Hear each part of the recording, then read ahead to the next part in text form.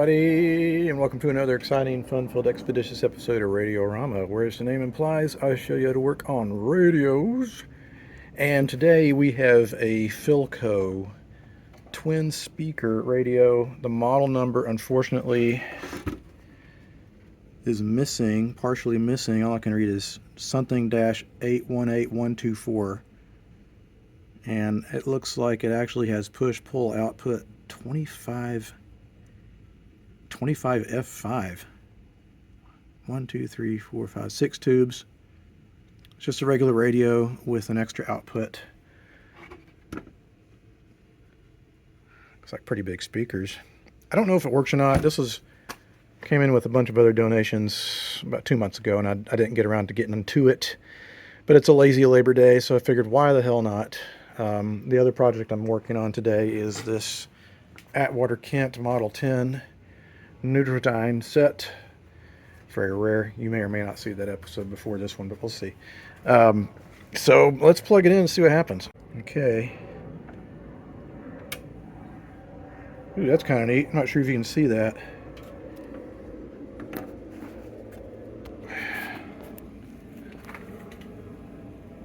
Almost looks like it's not LCD, but it's an interesting way to light the dial.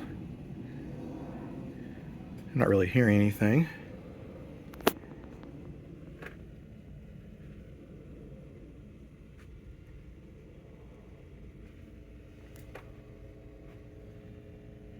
Just hear a buzz. That probably means filter caps have given up the ghost, or we got an open resistor or something. Usually if the filter caps are bad, you get a very loud hum. But that I did hear a little bit of hum means the audio is in fact working. So let's pop the back and see if there's anything obvious to look at.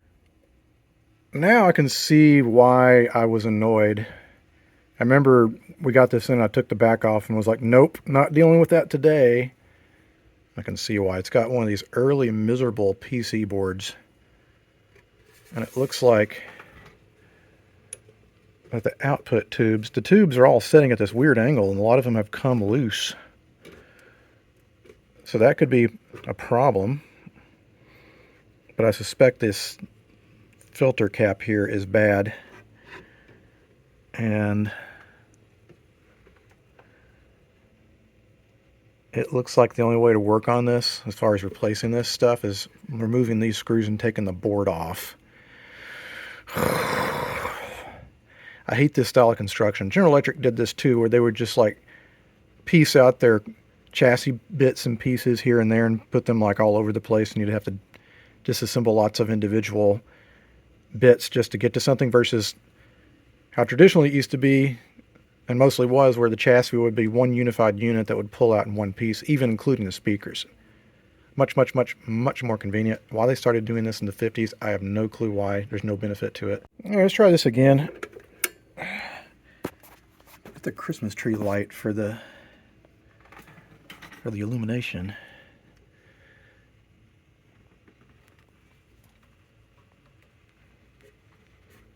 Okay, I'm getting filament on both the 25. Wait a minute. That's the rectifier, never mind. These are the two outputs right here.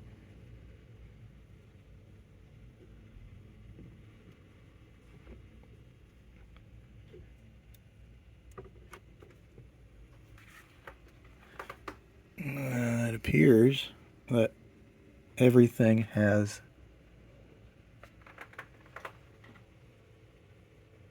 filament.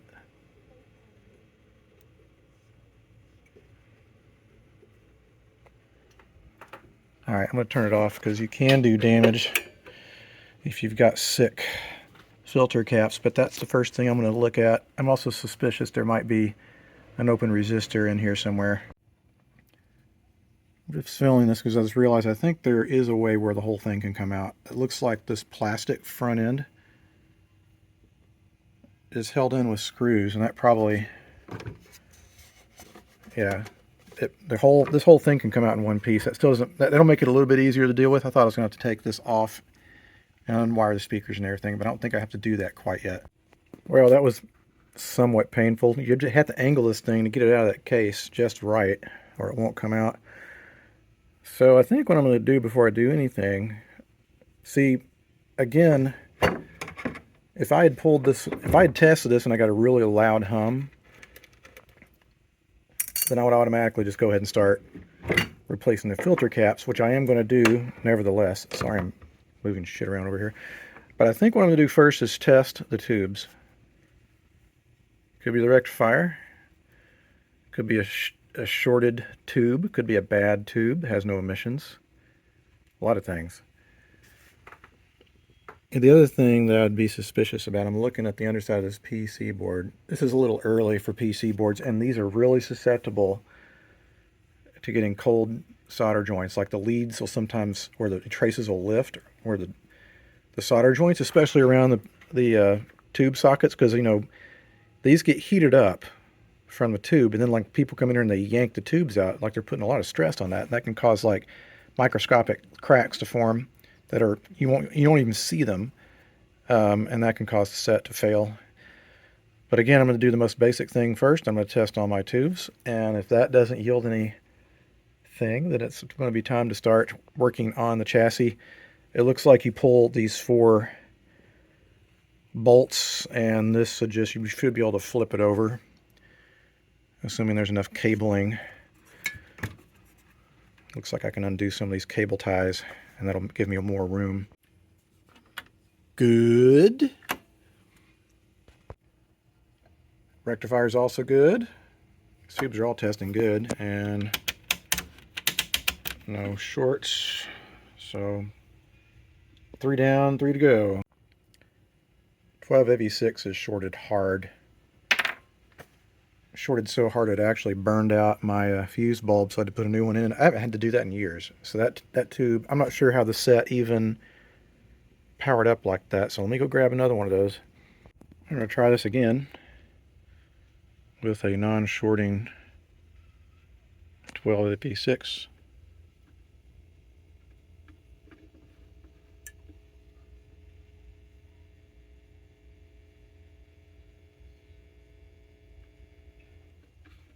All I'm getting is hum. All right, the next thing is to pull my cheater cord and turn this over. Probably need to replace that. Here's the other thing I don't like about this design is like when I was pushing the tubes in, there's no center support for the board. It's just hanging in the air like that. So when you push the tubes in, you're warping this board, and that's a great way to cause some leads to snap. PC boards came out, they sure saved manufacturers a lot of money, but it took them a while to figure out how to do it right. That goes for global manufacturing, German, Japanese, all the early PC board stuff. There was a lot of lessons to be learned about how to mount them and how to make them rigid and able to withstand the heat, vibration, etc. So I'm going to have to take all the 4 bolts off of this board and pull it back, and you can take a bit closer look at what's going on with the circuit board.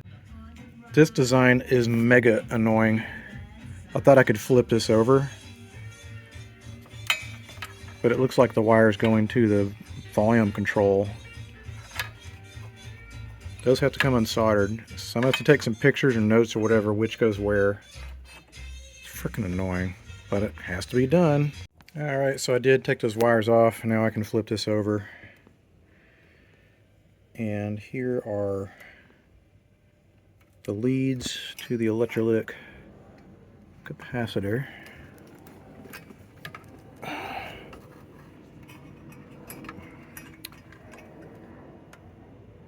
And it looks like that is probably negative, that little nib there. And these 3 are our positives, and they are the different values on the can. And the problem is that you can't see what the values are because there's little shapes here to indicate what is what. So square equals 30 microfarads, triangle equals 50 microfarads. Unmarked one is also 50 microfarad, 40 microfarads. So I'll do is I'll make a permanent mark here and then on the board so that when I pull it out I can look underneath to see where the shapes are. Even though if I'm thinking about it, I'm just going to put 47 microfarad caps for all of them. Doesn't matter. And So what we're going to need to do is get my handy dandy tool that I use for doing such work. It's called a solder sucker. Put it next to the work. Ooh. Need to clean that out. It's not really jumping. It needs to be jumping back so it pulls the solder out, but that ain't going to work the way it's put together now. Alright. I pulled it out, and I tell you what, the leads on the traces on this board are very, very, very thin. I broke a few of them, and I was being very gentle. It's just like paper thin traces here. So I'm suspicious. I bet there's all kinds of shorts in here. What I want them to do before I test it, first of all, I'm going to replace the rest of the capacitors, and then I'm just going to touch all these connections here, because I think there's probably one or more shorts in the traces here. Okay, so we got our new electrolytics installed. Due to the damaged traces, I had to run jumpers. So that makes a good connection. I'm going to replace this guy, and this guy, and this guy, and that guy. That's actually two chassis cap. We need to change that out for 0.01 X2Y2 across the ground cap, because that is floating chassis ground, and that's too big of a value. It's 0.047, and it's the wrong kind of cap. These kind of caps blow up all the time. So we got 3 caps to replace, actually 4, and then we can put it back. Well, actually, then after that, I'm going to touch up all these traces, and we'll fire it up and see if it works. All right, I've got the rest of the caps replaced here, except for that one, which I'll get later. And what I'm going to do is come in here and just touch up every single one of these joints. Basically going to reflow the solder. I'm going to do it to every single one of these because I don't trust any of these guys. And sometimes you can add a little more solder to it. Just I'm doing it one-handed while I'm filming. Alright, so I'm going to go through all these, flip it over, bolt it down, see if it'll work. Alright, every single one of these have been resoldered back together. Time to flip it back over. Hopefully I remembered which one of these wires goes where. And I'll fire it up, see what happens. Okay, it's do or die time. I've got all this back together again. You know, I've never seen this radio before. I wonder if maybe they just weren't popular because they broke down often and the dealers hated working on them. But either way, it's either something's going to work or nothing's going to work. Got film at. Oh, listen to that. So, you know, how they...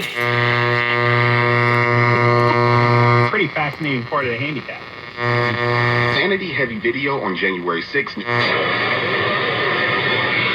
Last 32 home runs, 97 RBIs last year. Cumbre, importantísima información.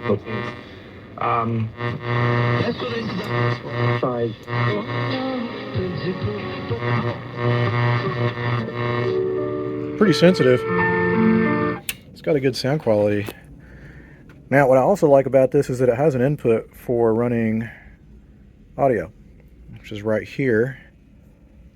That said, the way that this works is when you plug an RCA jack in, it separates those two prongs, which then cuts the radio signal. So we'll need to disable that and have a little micro switch go through the back here. But we'll need to go through an isolation transformer because this is a floating chassis. There is some 120 volts on the chassis, and so there'd be 120 volts on that ground there. Now it's very low. It's a low amount of current. At this point, if someone were to touch that end ground, they'd get a little bit of a tingle, which is not ideal. We're going to remove that entirely, that possibility entirely, by adding an isolation transformer before the audio comes in. That way you can have your cake and eat it too. You have safety and you have a good way to run your audio, and it sounds good.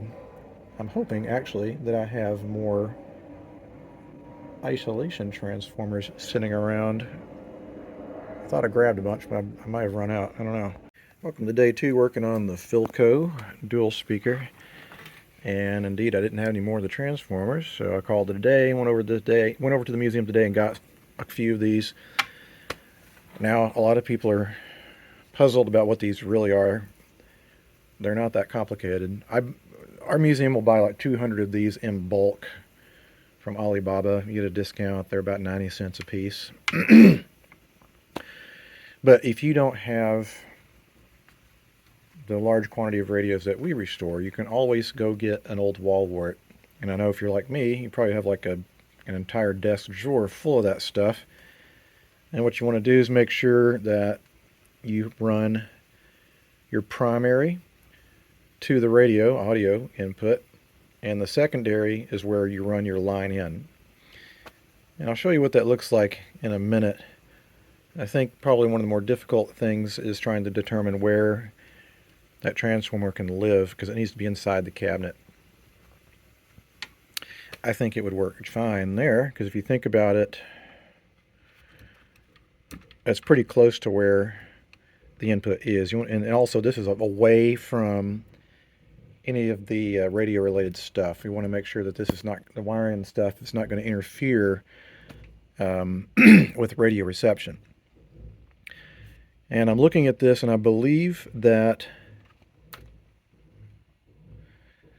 this cable here is probably the radio signal. It's shielded, and when it attaches here, there's a lead that goes to this IF transformer. That's the radio signal. And so when you plug something in, it separates these two little things here and cuts the radio signal. And so what we're going to do is we're going to kind of mimic that by running just a little switch wire from here out the back, because we're not going to have an RCA cable. We're going to have a 3.5 stereo cable that's going to come through one of these holes. And because this is a mono set, even though it's two speakers, we're going to have to combine the right and left channels together of the incoming audio so that we get true mono. You wouldn't want to twist the right and left channels together. That's a great way to damage your input device.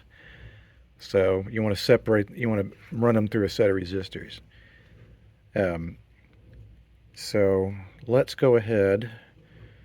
What I might do, I'm wondering if it makes more sense to rig up all the wiring and all that's supposed to go through this, have some extended leads, and then put it back in the cabinet.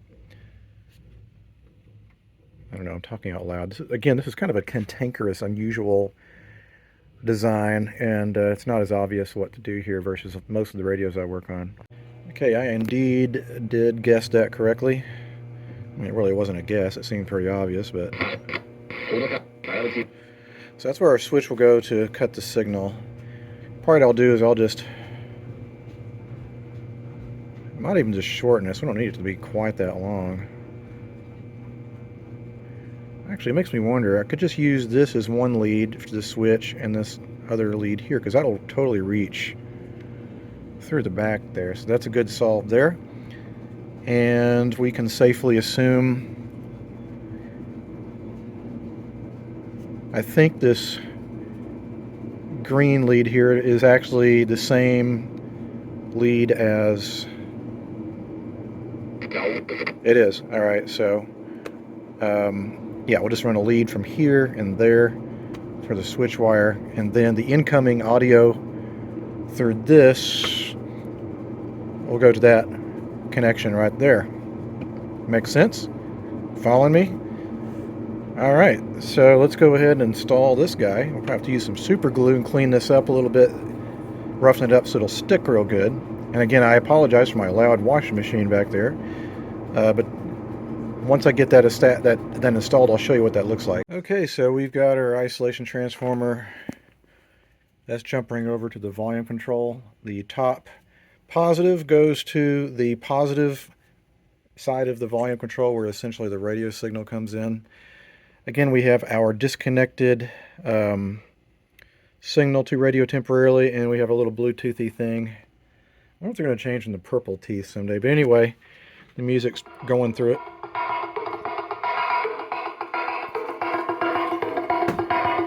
I think it actually has a halfway decent sound quality to it.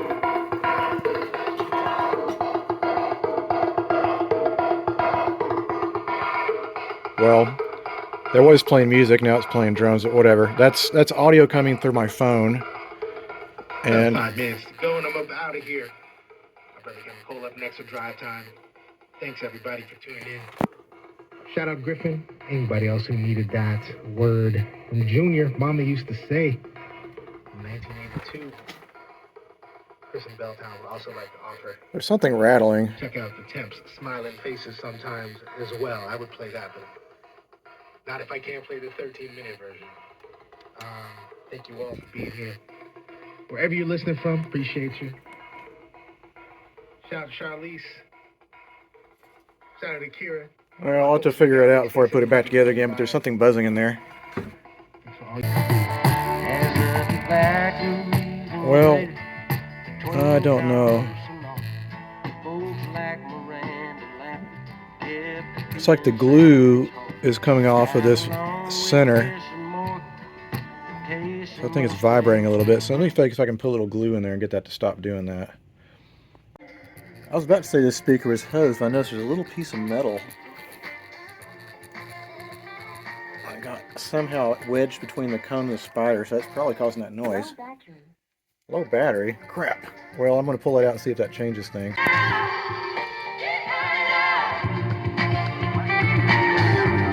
Alright, problem solved. Good. I was about to have to go over to the museum and get more freaking speakers. These are a little bit nicer than your typical oval Philco speakers. They're almost car speakers, so I don't know if we have anything quite that nice. This will sound even better when it's put back in the box. But that's good news. We put this back in here, and then we can start buttoning up the set.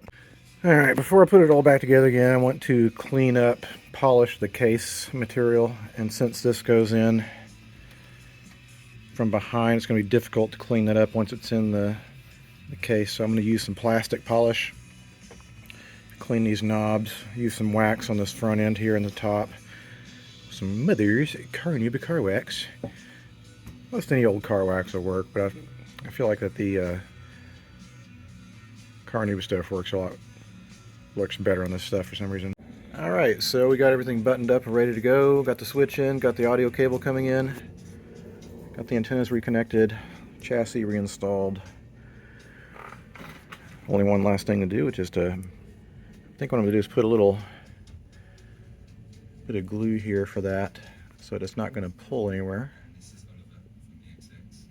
And then we'll button it up and see if it still works, which it hopefully still does.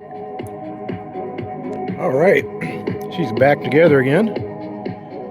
I can't believe how good this actually does sound. I mean, I was kind of poking fun of it earlier, and I know you're probably listening to my cheesy camera phone, but it does have a nice tonal quality.